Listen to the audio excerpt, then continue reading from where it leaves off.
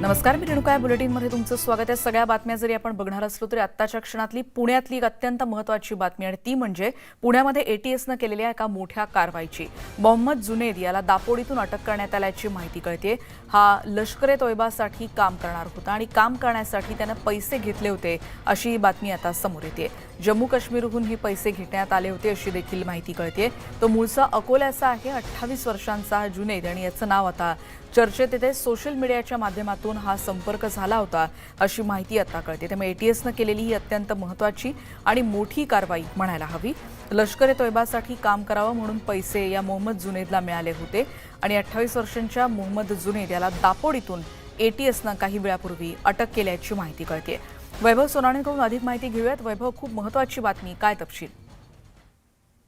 रेणुका, अत्यंत मोठी कारवाई म्हणावी लागेल। आजच ही कारवाई करण्यात आली नाही। गेले 8 दिवस जुनेद हा सर्व्हिलन्सवर होता। यूपी पोलिसांनी काश्मीरमध्ये काही, दिल्लीच्या स्पेशल सेलनी काश्मीरमध्ये काही कारवाया केल्यानंतर दहशतवादाच्या संबंधित त्यांना जुनेदचा लीड मिळालेला होता आणि त्यांनी तो महाराष्ट्र एटीएसला पास ऑन केल्यावरती गेले 1.5 महिना जुनेद हा सर्व्हिलन्सवर होता। मूळचा अकोल्याचा हा 28 वर्षाचा बेकार तरुण आहे। त्याला कुठलंही काम नव्हतं, त्याच्यामुळे तो दापोडीमध्ये त्याच्या भावाकडे येऊन राहत होता एकटाच।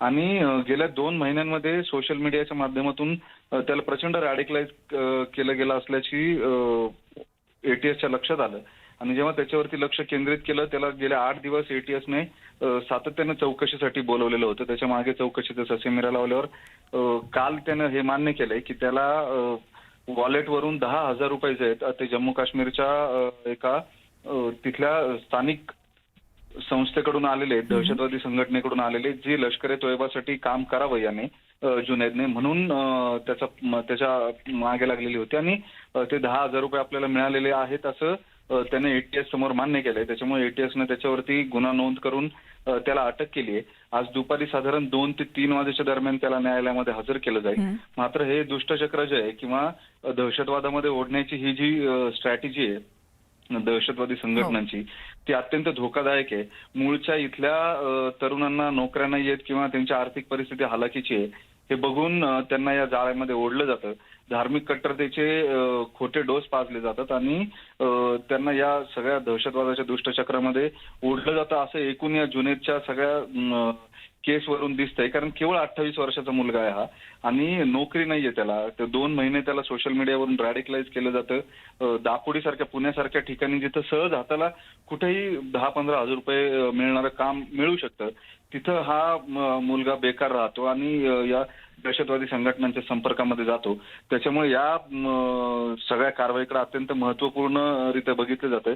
पुण्यातला लोकल असलेला मुलगा थेट जम्मू काश्मीर किंवा लष्कर-ए-तोयबासारख्या आंतरराष्ट्रीय दहशतवादी संघटनेशी जर जोडला जात असेल तर इथला व्हिजिलन्स जो आहे किंवा इथली कायदा सुव्यवस्था जी आहे ती आणखी चोख करावी लागेल। इंटेलिजन्स किंवा गुप्तचर यंत्रणा ज्या आहेत त्यांना आणखी खोलवरती घुसून त्याचा तपास करावा लागणार आहे आणि अशा तरुणांना हेरून अशा रीतीनं त्यांच्यावर कशा पद्धतीनं पाळत ठेवली जाते आणि त्यानंतर हा सगळा प्रकार आता उघड होताना दिसतोय। काम करण्यासाठी त्याला 10,000 रुपये मिळाल्याची बातमी समोर येते। जम्मू काश्मीरमधून हे पैसे त्याला देण्यात आले होते अशी माहिती कळते। त्यामुळे मूळचा अकोल्याचा असलेला जुनेद हा 28 वर्षांचा आहे।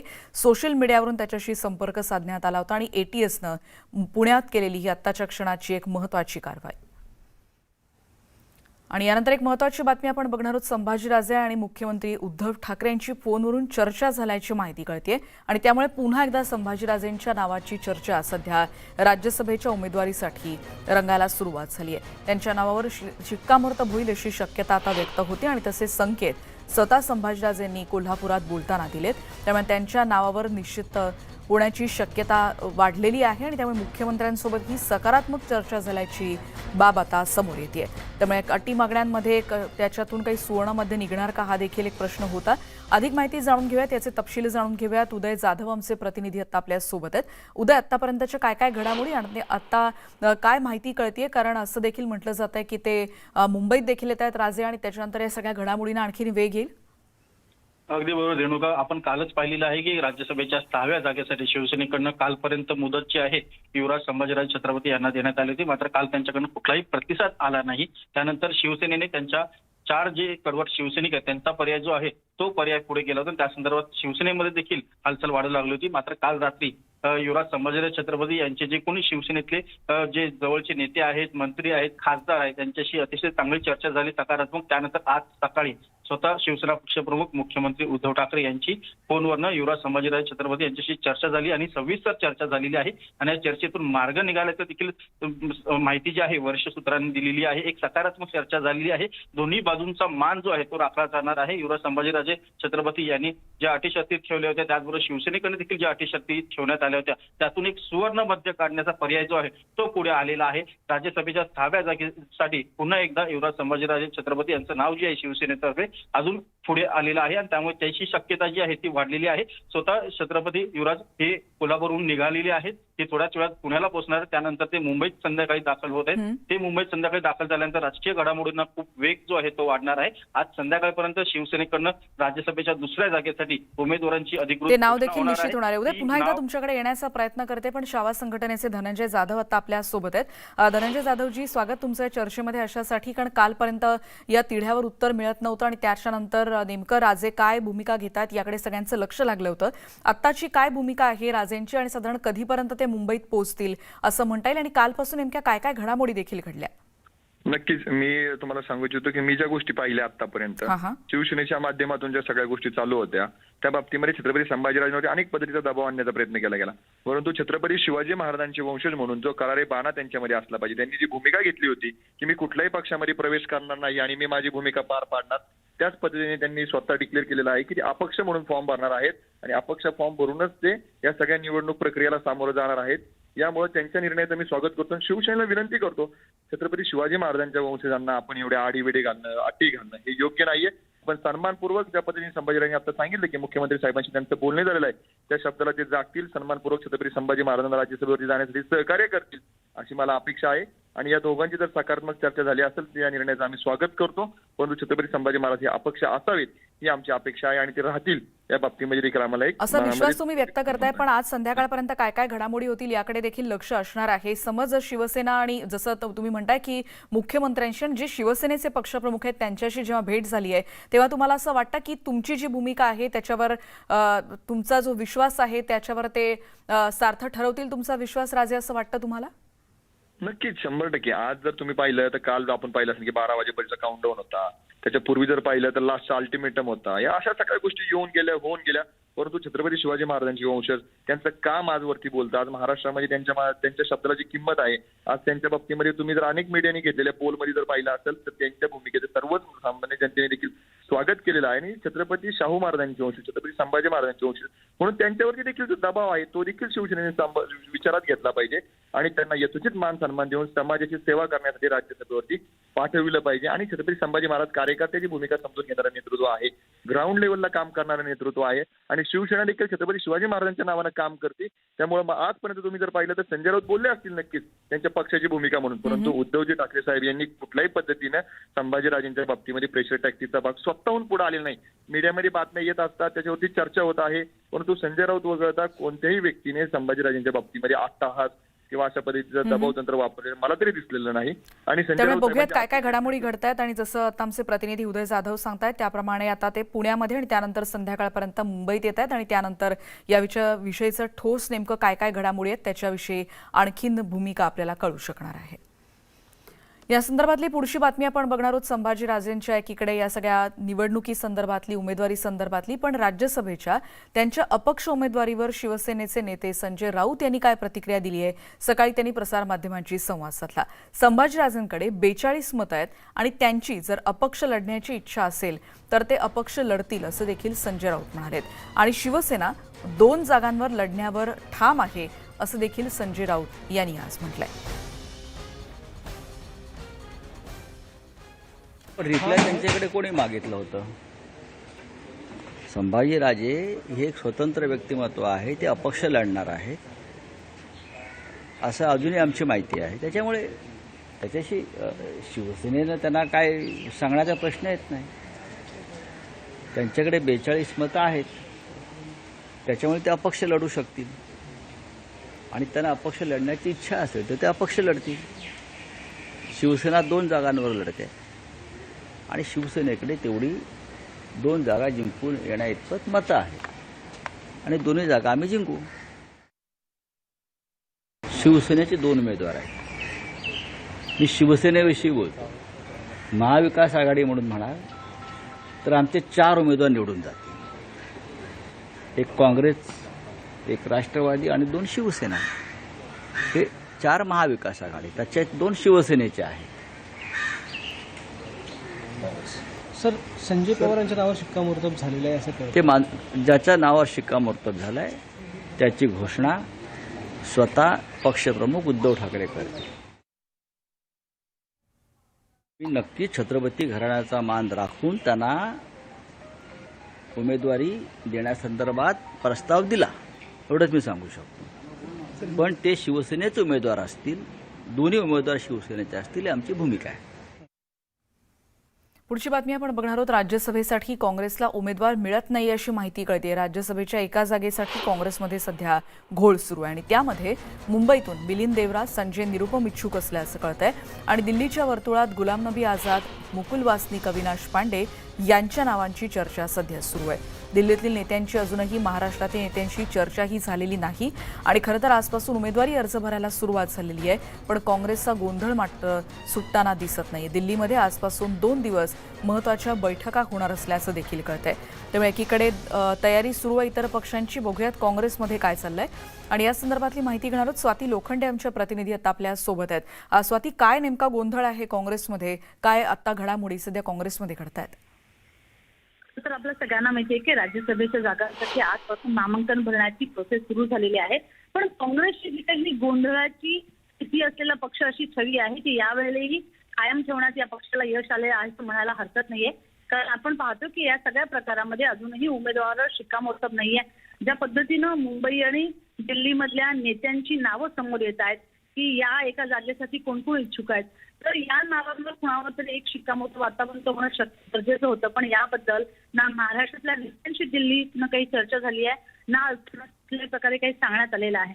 विशेष म्हणजे आपण जर बघितलं की मुंबई महापालिका निवडणुकीच्या पार्श्वभूमीवर एक उत्तर भारतीय चेहरा हा काँग्रेसला अपेक्षित आहे आणि अशा परिस्थितीमध्ये नेमकं ते काय नाव असेल याबद्दल चर्वण सुरू आहे. पण याकडे मात्र दुर्लक्ष करता येणार नाही की इतर पक्षांवर जे काही जे उमेदवार आहेत त्या तिकडे एका बाजूला शिक्कामोर्तब होताना बघायला मिळते. पण काँग्रेसच्या उमेदवारांवर मात्र अजूनही कुठली चर्चा पण साधी महाराष्ट्रातील नेत्यांशी झालेली नाहीये आणि त्यामुळे पुन्हा एकदा गोंधळात पडलेला पक्ष किंवा गोंधळात असलेला पक्ष ही छवी याही निमित्तानं काँग्रेसची पुढे आली आहे. धन्यवाद स्वाती या माहितीबद्दल. काँग्रेसच्या गोटातली एक महत्त्वाची बातमी ज्याचे तपशील आता आपल्याला स्वाती लोखंडे आमच्या प्रतिनिधी देत होत्या. राज्यसभेच्या उमेदवारीवरून चाललेला घोळ सध्या आपण बघितला आणि त्यानंतर पुढची बातमी आहे आणखीन एक राजकीय बातमी. महाराष्ट्र नवनिर्माण सेना आणि राष्ट्रवादी काँग्रेसमध्ये आजपासून सुरू झालेल्या ट्विटर वॉरची बातमी आता आपण बघणार आहोत. राज ठाकरे यांच्या अयोध्या दौऱ्याला विरोध करणाऱ्या ब्रिजभूषण सिंग यांच्यासोबत शरद पवार आणि सुप्रिया सुळेंचे फोटो मनसेकडून ट्विट करण्यात आले आणि या फोटोवर कुछ फोटो अच्छे भी होते हैं और सच्चे भी होते हैं असं कॅप्शन देण्यात आलंय आणि त्यानंतर राष्ट्रवादी काँग्रेसकडून महाराष्ट्र नवनिर्माण सेनेला उत्तर देण्यात आलंय. मनसेनं स्वतःचा पळपुटेपणा लपवण्यासाठी राष्ट्रीय कुस्ती संघ आणि राज्य कुस्ती संघ अध्यक्षांचे कुस्ती स्पर्धेत टिपलेले फोटो ट्विट केल्याचं राष्ट्रवादीचं म्हणणं आहे. तर अमोल मिटकरी यांनी राज ठाकरे यांचा शरद पवारांसोबतचा फोटो ट्विट केलाय. काही फोटो खरे असतात आणि चांगले असतात असं ट्विट त्यांनी केलंय.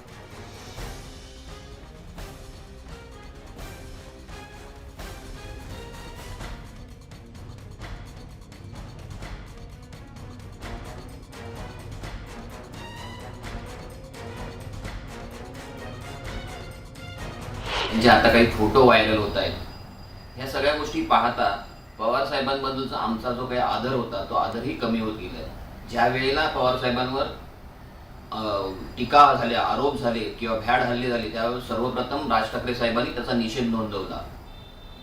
असं हे सगळं असताना ही महाराष्ट्राची संस्कृती आहे आणि ही संस्कृती राज ठाकरे साहेबांनी वेळोवेळी स्वतःहून त्याची अंमलबजावणी किंवा त्याचं पालन केलेलं आहे. पण पवार साहेबांचे ही कूटनीतीचं राजकारण हे महाराष्ट्राला आणि महाराष्ट्रातील नेत्यांना कधीही सहकार्य करणारं नव्हतं. त्यांनी फक्त स्वतःचा स्वार्थ पाहिलेला आहे. तर अशा पवार साहेबांना जर त्यांनी ही ह्या पद्धतीचं रसद पुरवली असेल आणि ज्या पद्धतीने त्यांचे फोटो व्हायरल होत आहेत हे सगळं पाहता त्यांचा आम्ही निषेध करतो.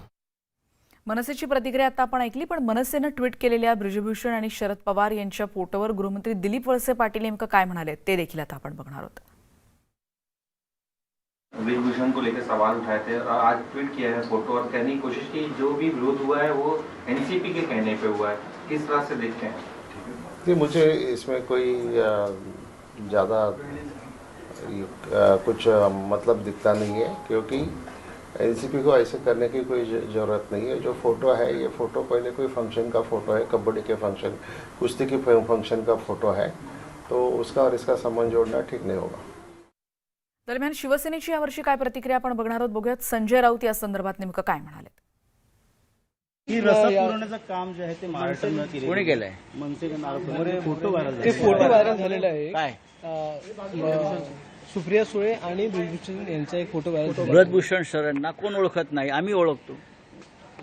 आम्ही एकत्र बसतो, खासदार आहेत, एकत्र जेवतो, एकत्र भेटतो.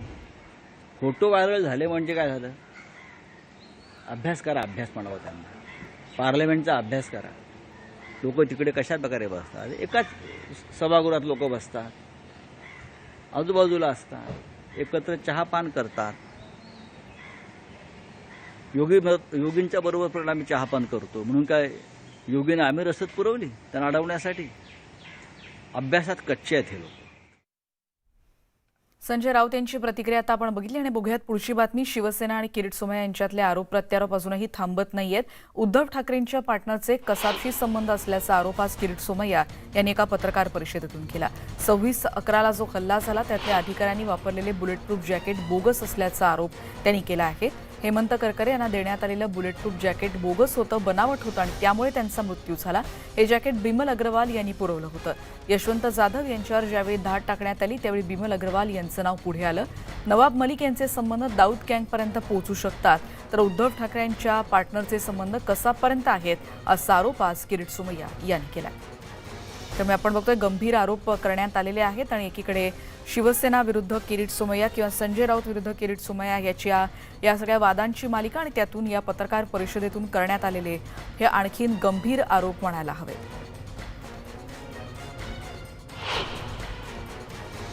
ते बुलेट प्रूफ जॅकेट कोणी दिलं होतं? ते सप्लाय केलं होतं बिमल अग्रवाल. त्याची चौकशी झाली, कमिट्या नेमल्या गेल्या, बिमल अग्रवालची अटक झाली. तो बिमल अग्रवाल ज्यांनी हे बोगस घाणेरडे बुलेट प्रूफ जॅकेटचा सप्लाय पोलिसला केला होता. पोलिसांनी ते बुलेट प्रूफ जॅकेट घातले होते. घालतात त्यावेळी उद्धव ठाकरे परिवार चे जे व्यावसायिक पार्टनर आहे, संबंध आहे, व्यवहार आहे, यांची पार्टनरशिप, यांचे आर्थिक व्यवहार, यांचे व्यावसायिक संबंध, ज्यांनी माझा हेमंत करकरेची हत्या केली. हेमंत करकरेची हत्या 2 कारणांनी झाली. हत्या कसाबचे सहकारी पाकिस्तानच्या अतिरेक्यांनी केली आणि हत्या म्हणजे मृत्यू झाला. ते जे बुलेट प्रूफ जॅकेट होतं, ते बुलेट प्रूफ जॅकेट बोगस होतं, नकली होतं. श्रीधर पाटणकरशी व्यावसायिक संबंध, श्रीधर पाटणकरचे समर्थ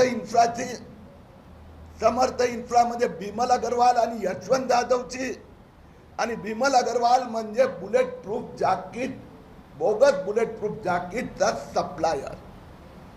नवाब मलिक दाऊद तर माफिया सेने वाले एनसीबी ला सांगतात, अरे हम भी तुमसे कम नहीं है, तुम दाऊद गैंग से पास नवाब मलिक के थ्रू जाते हैं, हम बिमल अग्रवाल के थ्रू कसाब के द्वारा हम दाऊद के पास पहुंचते. आणि यावर आता आपण बघणार आहोत आणखीन एक प्रतिक्रिया आणि ती प्रतिक्रिया आहे गृहमंत्र्यांची. बघूयात ते काय म्हणाले. ही मोठी गमतीशीर गोष्ट आहे. आता कशाचा तरी कशाशी संबंध जोडायचा.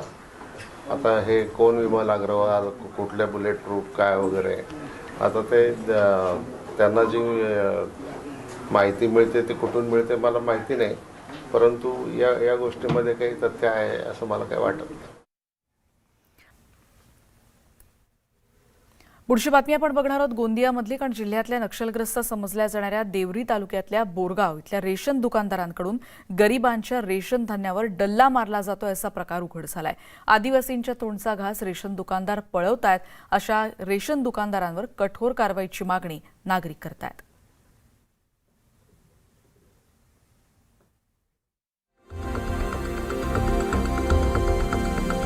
देवरी तालुक्यातील आदिवासी नक्षल असलेल्या बोरगावात गट ग्रामपंचायत असून कलचुआ हे गाव बोरगाव इथल्या रेशन दुकानाला जोडलेलं आहे. बहुतांश आदिवासी कुटुंबाची रेशन कार्ड्स ही अंत्योदय यादीत असल्यानं अंत्योदय धारकांना 35 किलो गहू तांदूळ मिळत असतो.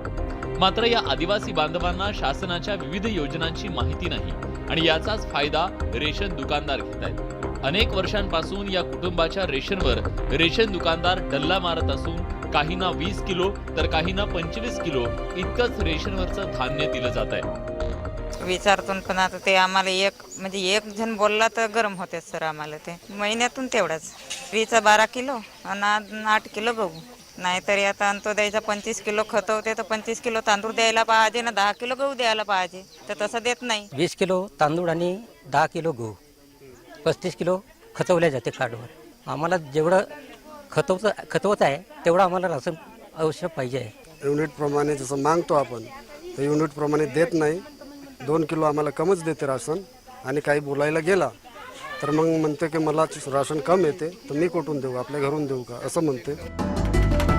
गोरगरिबांच्या रेशनवर डल्ला मारणारे दुकानदार निर्लज्जपणे रेशन कमी देत असल्याचं ऑन कॅमेरा कबूल करतायत. तर अशा रेशन दुकानदारांची चौकशी करून योग्य ती कारवाई करणार असल्याचं तालुका अन्न पुरवठा अधिकाऱ्यांनी सांगितलं. 10 किलो तांदूळ दिला ना 8 किलो गहू दिला तेवढंच खातो. 18 दिलं म्हणून 18च खातवलं सर. शासनाकडून कमी येतं का? नाही, शासनाकडून कम नाही, पण तो मोजण्यामध्ये कम असं होऊन जाते. 10-20 किलो तर त्यावेळेस ते सांगितलं ना मोजण्यामध्ये कम जास्त ह्या म्हणजे राशन घटतो तो त्याच्यामध्ये. मौजा बोरगावला प्रभाकर फुलकू देशमुख हे रास्तवा दुकानदार आहे आणि दर महिन्याला ऑनलाईन प्रमाणे मागील 1 महिन्याच्या पूर्वीचं धान्य वजा जाता त्यांना तितकं धान्य मंजूर केलं जाते. ऑनलाईनच्या डाटानुसार तेवढं मंजूर केलं जाते आणि द्वारपाल योजनेनुसार दुकानात पोचवलं जाते. आणि आता जसं मला माहीत पडलं की बा लाभार्थ्यांना कमी धान्य वितरण करत आहे, तर त्या प्रकरणाची आपण सखोल चौकशी करून रास्तभाव दुकानदारावर नियमानुसार कारवाईचा प्रस्ताव तहसीलदार साहेबांमार्फत जिल्हा पुरवठा अधिकारी यांच्याकडे पाठवण्यात येईल. गोरगरीब जनतेला अन्नासाठी वणवण फिरावं लागू नये यासाठी सरकारनं विविध योजना आखल्या. मात्र गरिबांच्या रेशनवर रेशन दुकानदारच डल्ला मारत असल्यानं आता अशा रेशन दुकानदारांवर कडक कारवाई झाली पाहिजे, तरच असे प्रकार भविष्यात होणार नाही. रवी सपाटे, न्यूज 18 लोकमत, गोंदिया. गोंदियातली बातमी आपण बघितली आणि यापुढे बातमी आहे केतकी चितळे संदर्भातली. तिला 7 जूनपर्यंत न्यायालयीन कोठडी ठाणे कोर्टानं दिल्याचं कळतंय. 2020च्या अॅट्रॉसिटी गुन्ह्यामध्ये ठाणे न्यायालयानं 14 दिवसांची न्यायालयीन कोठडी तिला सुनावल्याचं कळतंय. या प्रकरणी आरोपीचे वकील वसंत बनसोडे यांनी जामीन अर्ज देखील दाखल केला होता आणि या संदर्भातली महत्त्वाची बातमी आणि ती म्हणजे केतकी चितळेला मिळालेल्या न्यायालयीन कोठडी संदर्भातली. 7 जूनपर्यंत न्यायालयीन कोठडी ठाणे कोर्टानं दिल्याची माहिती कळतेय. अधिक माहिती घेणार आहोत निखिल चव्हाण आमचे प्रतिनिधी आता आपल्या सोबत आहेत. निखिल, आणखीन काही तपशील मिळू शकलाय? केतकी चितळे हिला 2020 साली दाखल झालेल्या गुन्ह्यात म्हणजे अॅट्रॉसिटीच्या गुन्ह्यात रबाळे पोलिसांनी ताब्यात घेतलेलं होतं. त्यानंतर आज तिची पोलीस कोठडी आहे ती संपलेली होती. त्यामुळे केतकी चितळेला हिला न्यायालयात घेऊन आलेले आहेत. आता केतकी चितळे हिला 14 दिवसांची जी न्यायालयीन कोठडी आहे ती सुनावण्यात आलेली आहे.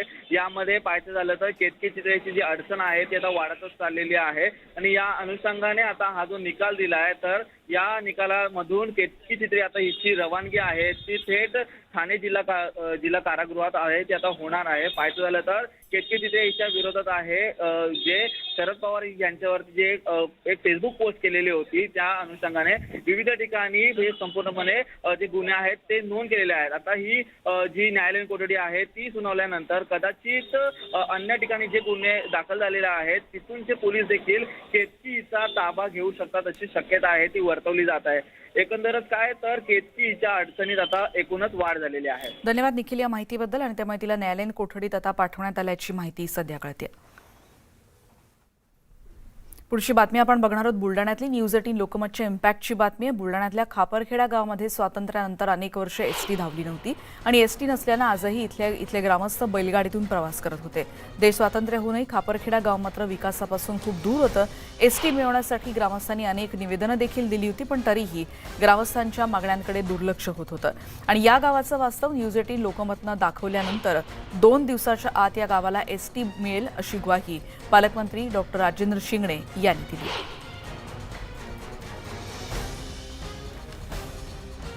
त्यामुळे ग्रामस्थ इतके वर्षांपासून बैलगाडीनं त्यांना प्रवास करावा लागत होता आणि याच संदर्भातली बातमी न्यूज 18 लोकमतनं दाखवली होती आणि पालकमंत्र्यांचं इथे लक्ष आहे का असा प्रश्न देखील आम्ही उपस्थित केलेला होता। अखेर ही बाब पालकमंत्र्यांपर्यंत पोहोचली असं म्हणायला हवं, कारण न्यूज 18 लोकमतच्या बातमीचा इम्पॅक्ट झाला आणि या गावामध्ये आता बस पोहोचणार आहे आणि एक एसटी बस निश्चितच मिळेल 2 दिवसात अशी ग्वाही खुद्द पालकमंत्र्यांनी दिलेली आहे।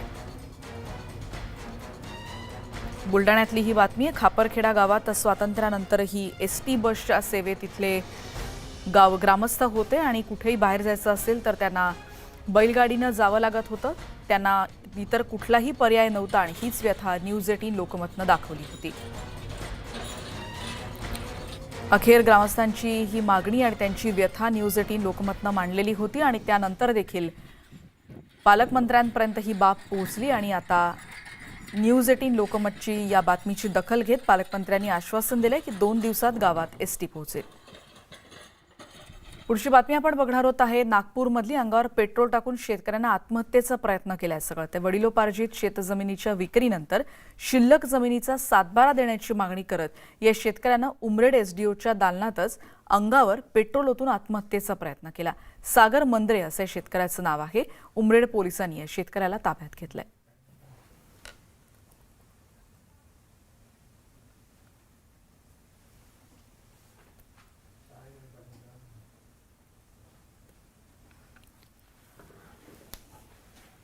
नागपूरमधली ही बातमी आपण बघतोय। शेतजमिनीच्या विक्रीनंतर इतर उरलेल्या जमिनीचा सातबारा देण्याची मागणी या शेतकऱ्यानं केलेली होती।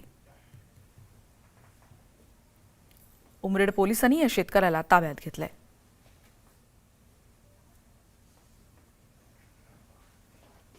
अंगावर पेट्रोल टाकून या शेतकऱ्यानं आत्महत्येचा प्रयत्न केला होता।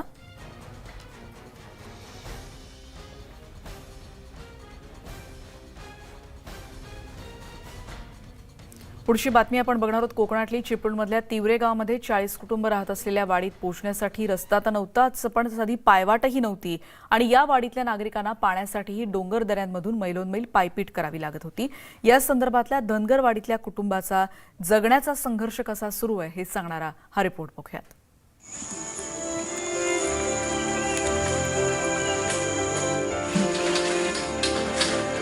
जगणं महाग झालंय, मरण स्वस्त झालंय।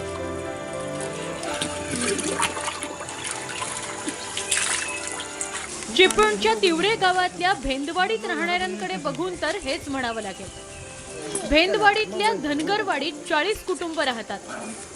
गेली अनेक वर्ष या कुटुंबातल्या महिला, मुलं आणि वृद्धांना डोंगर दऱ्यातून रस्ता काढत हंडा कळशीतून पाणी आणावं लागतं। घरापासून 2-3 किलोमीटर रोज दिवसातून 3-3, 4-4 वेळा नैसर्गिक स्रोताच्या ठिकाणाहून हे पाणी आणलं जातं। पाणी आणलं तरी मोजून मापून प्यावं लागतं, वापरावं लागतं। पाण्याची परिस्थिती काय आहे आमची जन्मापासून आहे। किती वर्ष आता हे आम्ही हे बघता 75 वर्ष झाली म्हणा हे पाणी भरून। 2 किलोमीटर पाणी नाही यायचं इथनं डोक्यावरनं। धनगरवाडीतल्या प्रत्येकाच्या घरी किमान 30 ते 40 गोधन आहे। वासरांना, दुभत्या जनावरांनाही पाणी लागतं आणि त्याकरताही महिलांना, मुलांना पाणी भरत राहावं लागतं। पूर्वीपासूनच पाणी ते आहे, पण त्याला गती नाही म्हणजे काय उकरणं नाही, त्याला कोण इकडे बघणं नाही। हे आम्ही रानात राहणारी माणसं। धनगरवाडी डोंगर माथ्यावर आहे। तिथं पोहोचण्याकरता रस्ता तर नाहीच, साधी पायवाटही नाही। त्यामुळे जंगलातून वाट काढत पाण्याकरता फिरावं लागतं।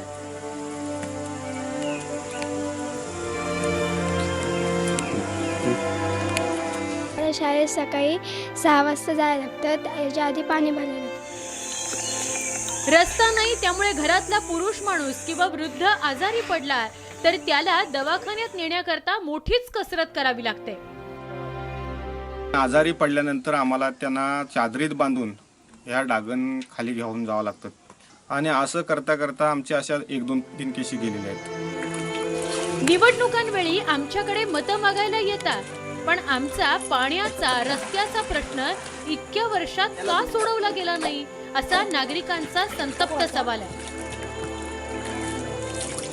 आपला देश स्वातंत्र्य होऊन जवळजवळ 77-78 वर्ष झाली, तरी तिवरे भेंदवाडीची मुळात ती परिस्थिती आहे ती अजून बदललेली नाही.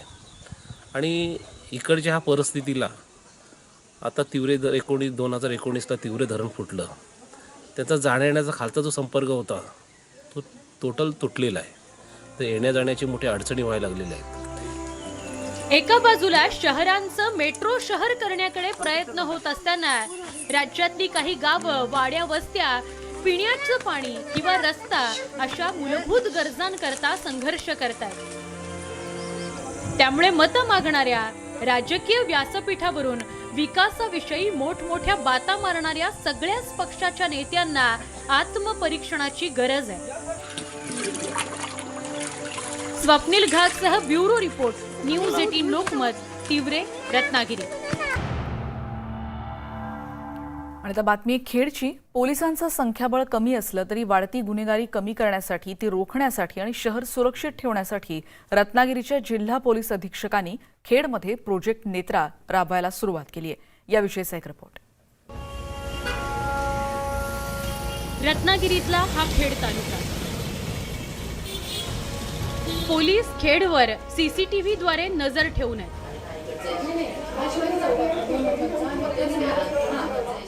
रत्नागिरी जिल्हा अधीक्षक मोहित कुमार गर्ग खेडमध्ये नेत्रा प्रोजेक्ट राबवतात. या माध्यमातून खेडच्या सगळ्या महत्त्वाच्या ठिकाणी CCTV आणि लाऊडस्पीकर बसवण्यात आले, जेणेकरून रहदारीवर लक्ष राहील, बेशिस्त चालकांवर कारवाई करणं सोपं जाईल आणि घडणाऱ्या घटनांवर पोलिसांची नजर असेल.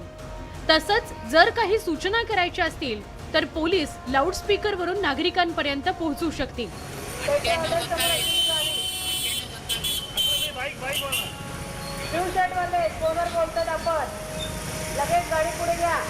पूर्ण जिल्ह्यासाठी प्रोजेक्ट नेत्रा हे प्रोजेक्ट राबवले जात आहे. 21 ठिकाणी खेड शहरामध्ये आत्ता सध्या कॅमेरे ॲक्टिवेट केलेले आहेत.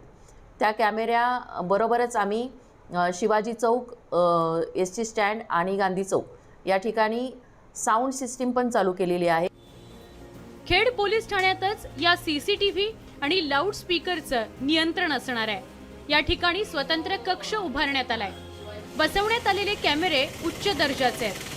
पोलीस दलावरील ताण पाहता प्रत्येक ठिकाणी कर्मचारी किंवा स्टाफ देणं शक्य होत नाही, तर अशा सिस्टीमनुसार जर काम केलं तर निश्चितच या सिस्टीमचा फायदा पोलीस दलामध्ये काम करताना आम्हाला उपयोगी पडेल. CCTV एवढ्यासाठी महत्त्वाचा असतो की कुठे ट्रॅफिक जाम झालं, एखादा गुन्हा घडला, एखादा ॲक्सिडेंट झाला तर त्या सगळ्या गोष्टींचा तपास करण्याकरता CCTVची अत्यंत गरज असते. रत्नागिरी जिल्ह्यात सर्वाधिक गुन्हे खेड तालुक्यात घडतात, तर रहदारी वाढल्यानं वाहतूक कोंडी ही नेहमीचीच. त्यावर उपाय म्हणून नेत्रा प्रोजेक्ट गरजेचं होतं असं नागरिक सांगतायत. बशीर हजवानी फाउंडेशनच्या माध्यमातून CCTV बसवले गेले. पोलिसांनी इथं 12 ठिकाणी जवळजवळ 10-20 ठिकाणी CCTV कॅमेरे आणि स्पीकर बसवलेले आहेत आणि त्याचा कंट्रोल सगळा खेड पोलीस स्टेशनमध्ये आहे. त्याचा फायदा असा आहे की एकच कर्मचारी एकाच ठिकाणी बसून सगळ्या शहराला कंट्रोलमध्ये ठेवू शकतो. हा प्रोजेक्ट यशस्वी झाला आणि खेडमध्ये गुन्हेगारी घटना कमी झाल्या तर नक्कीच संपूर्ण रत्नागिरी करता या नेत्रा प्रोजेक्टचा विचार करता येईल. चंद्रकांत बनकरसह bureau report, news 18 Lokmat, Khed. आणि कोकणातून जाऊयात मावळामध्ये. आणि तिथली बातमी अशी आहे की तब्बल 50 वर्षांनी ऑलिम्पिकवीर मारुती आडकर यांच्यानंतर दुसरा आंतरराष्ट्रीय मल्ल भारताचं नाव मोठं करण्यासाठी सज्ज झालाय. बघूयात या संदर्भातला एक रिपोर्ट.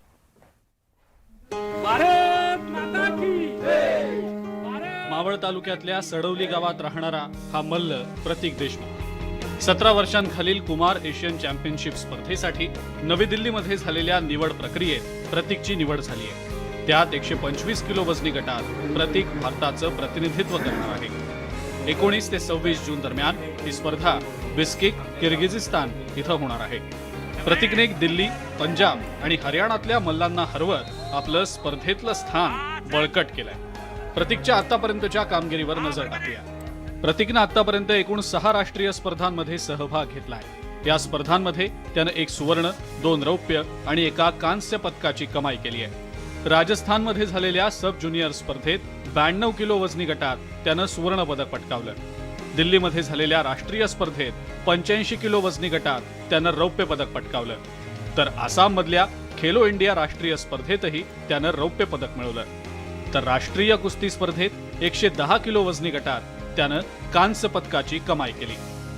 रौप्य, कांस्य, 4था कांस्य, त्यांचे जे ट्रायल होते त्यानंतर कोचेसने माहिती तयारी करून घेतली, त्याचा अभ्यास केला 1 महिना आणि नंतर काय चुकतंय त्या डावावर, कोणता डाव कोणत्या डावावर वीक आहे, कोणत्या डावावर वीक नाही, त्याची प्रॅक्टिस करून घेतली आणि नंतर दिल्ली येथे झालेलं मी त्या स्वर्ण पदकाच्या प्लेअरला हरवून माझी निवड झाली. प्रतीक पुण्यातल्या सह्याद्री कुस्ती संकुल इथं विजय बराटे, संदीप पठारे आणि किशोर नखाते यांच्या मार्गदर्शनाखाली कुस्तीचे धडे गिरवतोय. आम्हाला प्रतीकचा अभिमान असल्याचं त्याचे वस्ताद सांगतात. गेल्या 4 ते 5 महिन्यामध्ये सह्याद्री कुस्ती संकुलला टोटल 15 राष्ट्रीय पदक मिळालेले आहे. त्यामध्ये प्रतीक देशमुखची हा आंतरराष्ट्रीय स्तरावर आता जाणार आहे एशियन चॅम्पियनशिपसाठी. आम्हाला खात्री आहे निश्चितच तो सुवर्णपदक घेऊन येईल.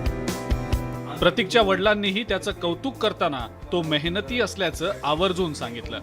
कुस्तीसाठी त्याची निवड झाली तर आमच्या गावाच्या वतीने त्यांच्या कोच साहेबांचा किशोरदास आज जो तो एशियन कुस्तीसाठी स्पर्धेसाठी आंतरराष्ट्रीय स्पर्धेला जाणार आहे तर आमच्या गावाला पूर्णपणे मावळ तालुक्याला हा मोठा आनंद आहे आणि तो नक्कीच तिथं जाऊन सुवर्णपदक आणीन अशी आम्हाला अपेक्षा आहे. आंतरराष्ट्रीय स्पर्धेत सहभागी होणाऱ्या प्रतीकचा अख्ख्या सडवली वासियांना अभिमान आहे. प्रतीकनं गावाचं आणि देशाचं नाव मोठं करावं अशीच अपेक्षा सगळे गावकरी व्यक्त करतायत. प्रतीकच्या यशासाठी न्यूज 18 लोकमतच्या शुभेच्छा.